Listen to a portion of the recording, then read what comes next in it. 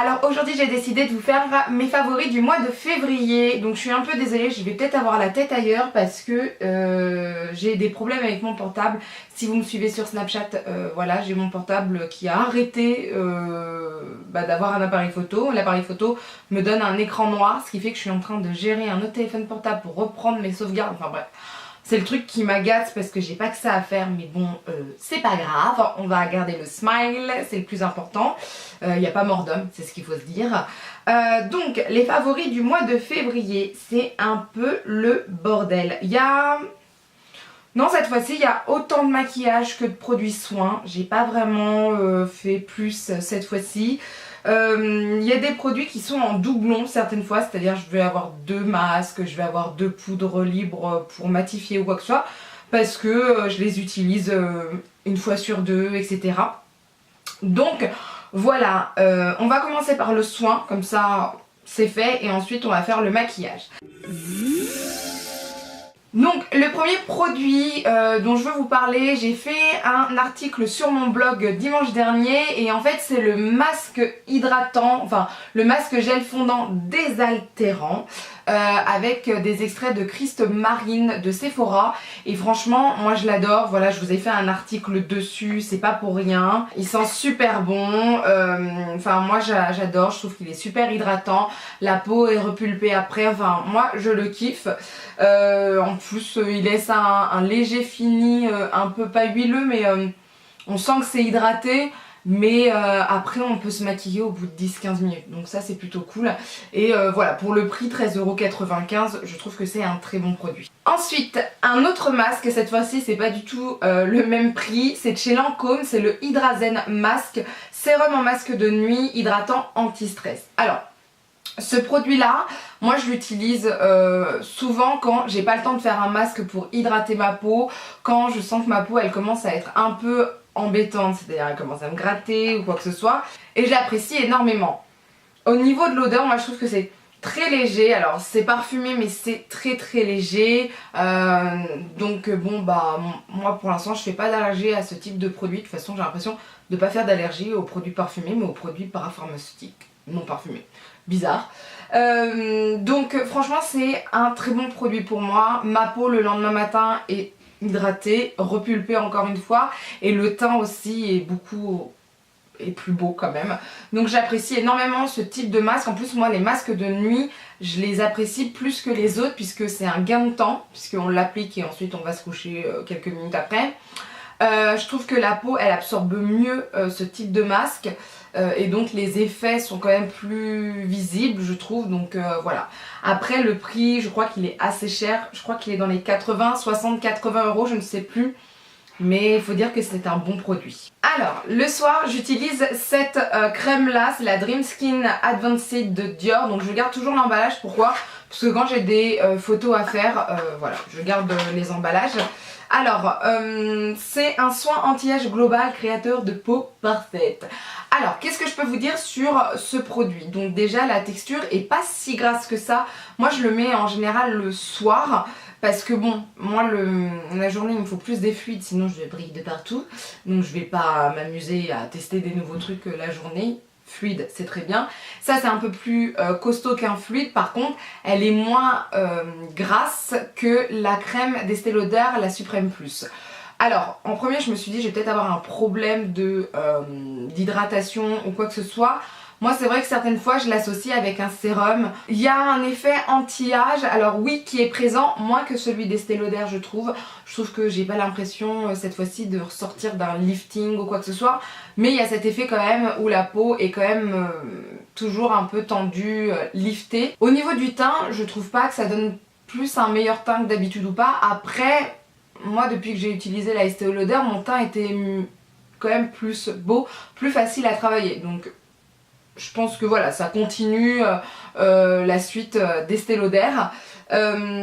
Après, qu'est-ce que je peux dire? Alors il y a marqué rechargeable, ok, j'ai pas vu de recharge encore, je sais pas si Dior les a encore sortis chez Sephora ou pas, je suis pas encore au courant de ça.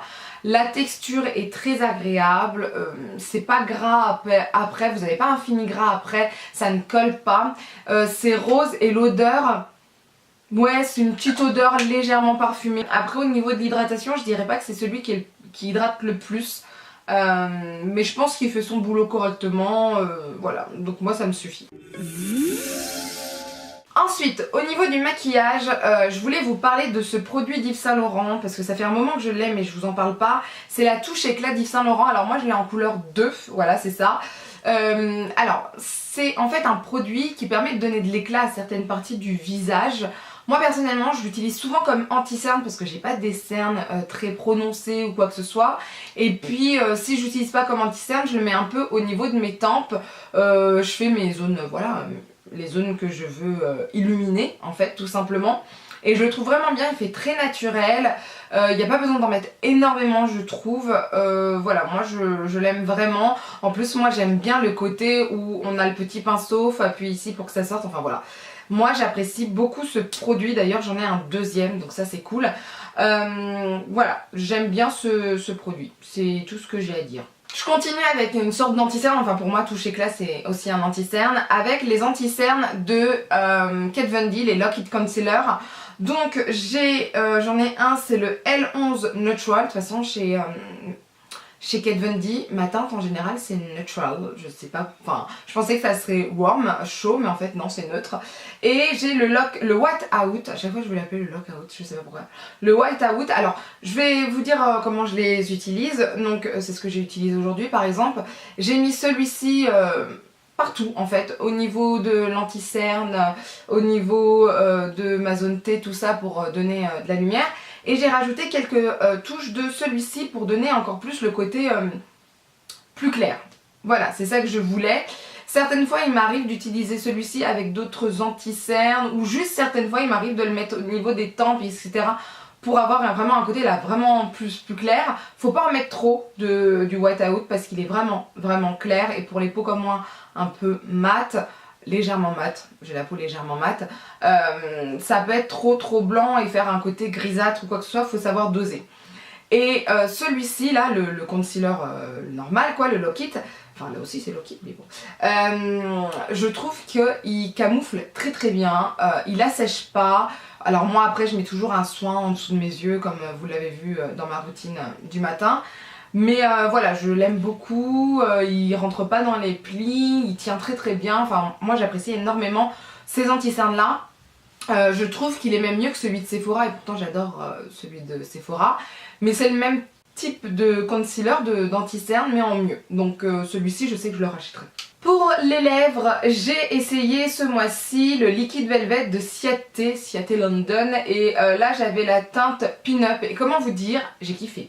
Alors déjà je savais pas que Ciaté faisait des rouges à lèvres, des liquides ou quoi que ce soit, je pensais que c'était juste des vernis. D'ailleurs là je parle d'un vernis de chez eux, c'est lequel déjà, c'est Dolce Vita, magnifique, oh, voilà.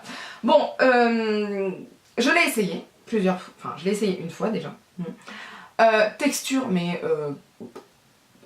on sent rien, ça ne gêne pas comme certains peuvent le faire. Pigmentation géniale, je vais vous le swatcher là, je vais vous montrer ça. Moi j'ai adoré, franchement, voilà, c'est velouté, non pas velouté, velours. C'est doux quoi, hein. Ça n'assèche absolument pas, ça tient toute la journée, même après avoir mangé. À la fin de la journée, il n'y a pas ce côté craquelé ou quoi que ce soit, il est très naturel, il est magnifique, franchement j'adore. Je connais pas son prix mais je vais me renseigner parce que moi j'ai adoré tout simplement. Le format est pas très grand quand même, je sais pas combien il y a à l'intérieur, ils disent... Excusez-moi, je vois rien. 2 ml, ouais, c'est pas très grand, admettons. Mais je trouve qu'il fait très bien son boulot, et pour du Ciaté, je m'attendais absolument pas à ça. Ensuite, j'ai 2 poudres à vous présenter. Alors, je vais vous présenter déjà la première poudre que j'avais en tête, voilà, je l'ai essayé il y a de ça un moment et j'étais pas contente en premier.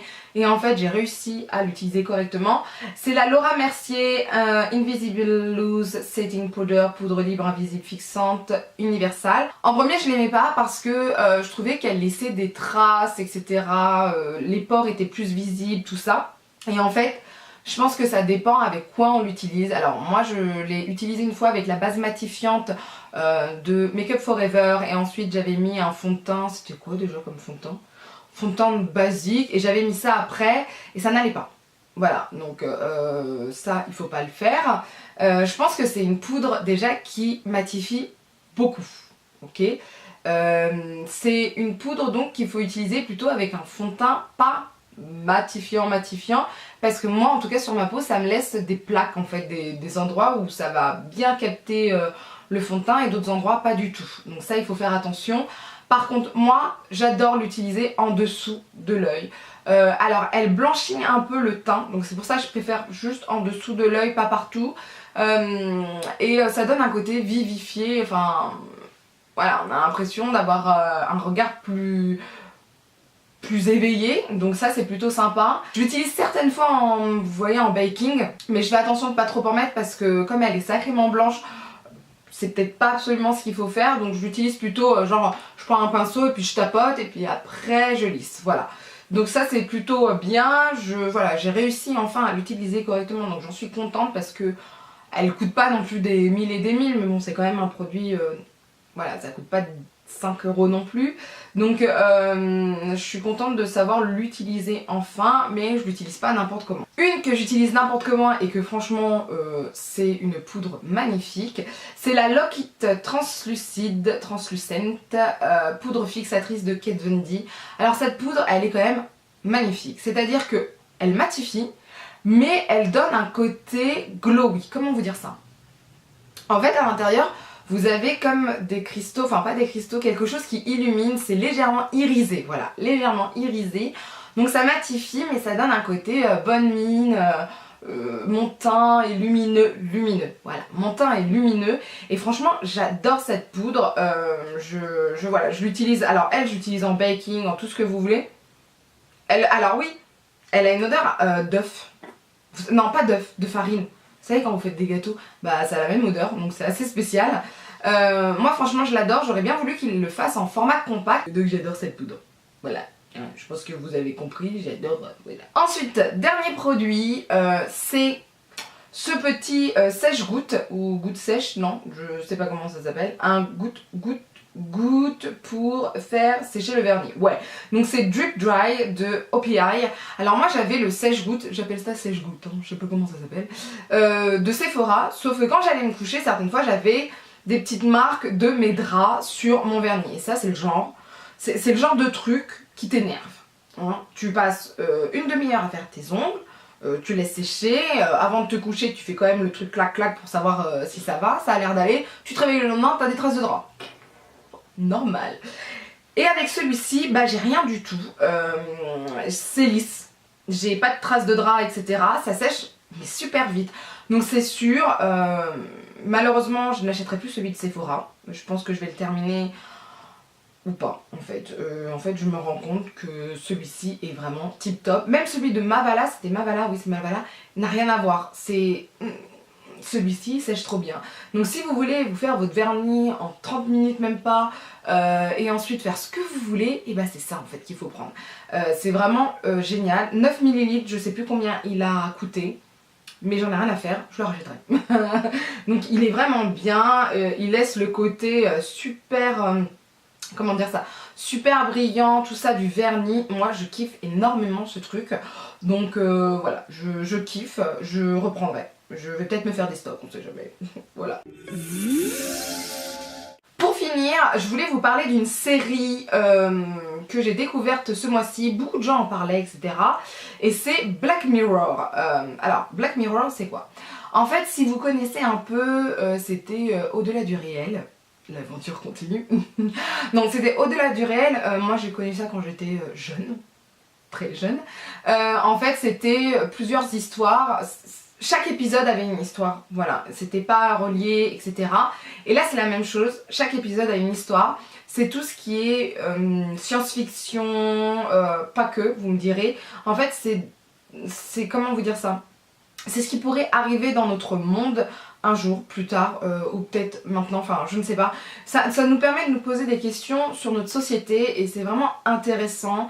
Moi j'aime beaucoup cette série à vrai dire. Alors c'est très spécial, vous n'aimerez peut-être pas ou vous aimerez, en fait ça dépend, mais c'est quand même assez spécial. Ouais, je me rends compte en fait. C'est peut-être même plus spécial qu'au-delà du réel. C'est vraiment intéressant. Moi j'apprécie énormément cette série en fait. Alors je suis pas bouche bée à chaque fois genre oh, c'est pas vrai, non. C'est pas le genre American Horror Story, Walking Dead, etc.